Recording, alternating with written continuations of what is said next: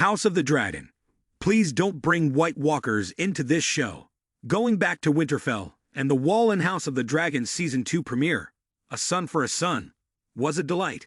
In the opening scene of the episode, Lord Cregan Stark, Tom Taylor, shows Prince Jacaerys Velaryon, Harry Collett, to the wall that protects the Seven Kingdoms from what lies beyond death, as he tells Jace. The whole scene does a great job of evoking the same dread about it as Game of Thrones did, especially the threat of the White Walkers, and has even made us think if they may play a part in the spin-off too. Well, they shouldn't, and they should remain beyond the wall for the next century or so, please. House of the Dragon is a series about House Targaryen and Westerosi politics. And that's it. Although they belong in the universe, Game of Thrones and House of the Dragon are essentially different shows. What they share is the political backdrop in the Seven Kingdoms of Westeros, as well as all the scheming that goes with it. And dragons too, although House of the Dragon has a lot more of those than its predecessor. What definitely has no place in the spin-off series is the plot beyond the wall. It is a threat, but one that won't come true for more than a century, and has no place in a series that is about House Targaryen tearing itself apart. The very reason for Prince Jacaerys to go all the way to the north is political. At the end of Season 1, his mother, Queen Rhaenyra Targaryen, Emma Darcy, sends both Jace and his brother, Prince Lucerys, Elliot Greyholt, to treat with the lords of the great houses of Westeros and secure their support to the Blacks. While Luke flies to Storm's End and meets his tragic and untimely demise at the hands of Prince Aemon Targaryen, Ewan Mitchell, Jace flies to the Eyrie and the North. The North is always an especially tricky issue, being mostly separated from the political games that happen in the South, and is always worried about the fact that winter is coming. They are always mentioning it. But, as Jace meets Lord Cregan Stark, the notion of an imminent threat is never discussed, only that it exists. If White Walkers were to suddenly become a real threat during the time of House of the Dragon, it would seem very out of place. The very fact that Lord Cregan has 2,000 greybeards to spare can be seen as him recognizing the importance of the upcoming war in Westeros, and that, although important, whatever lies beyond the wall at that point hasn't become an imminent threat yet. We know from Game of Thrones that the Night King, Vladimir Furdik, already exists.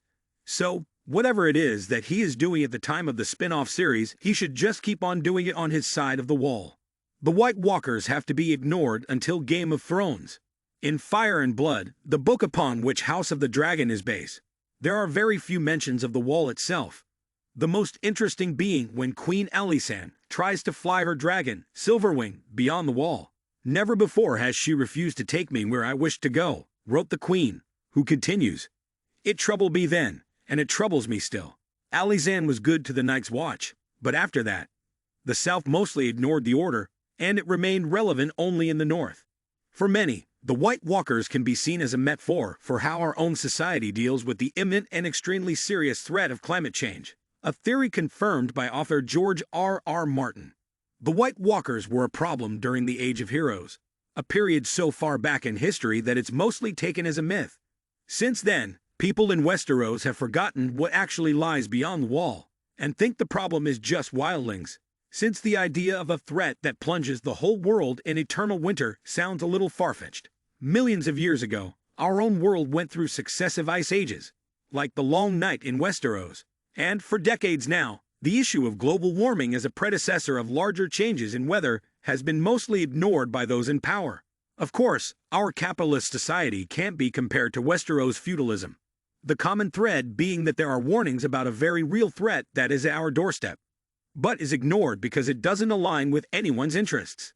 So if House of the Dragon brings White Walkers into the fold, its story can barely compare in terms of importance to what goes on at the wall.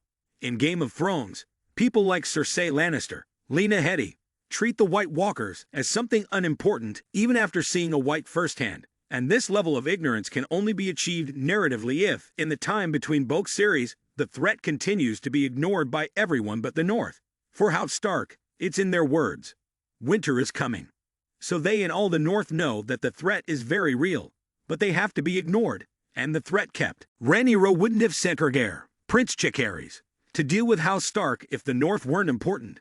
For centuries, since Aegon's conquest, The Starks of Winterfell have been one of the most powerful and reliable players in the Game of Thrones that's played in Westeros, even if they don't really like playing and see any sense in it. And eventually, the Starks are the ones who will put order in the chaos in the aftermath of the Dance of Dragons during Lord Cregan's rule.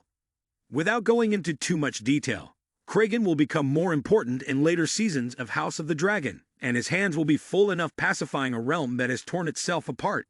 If White Walkers are brought in, there will simply be too much at Cregan's plate, to the point that he may even end up sharing the protagonism of the series with the Targaryens.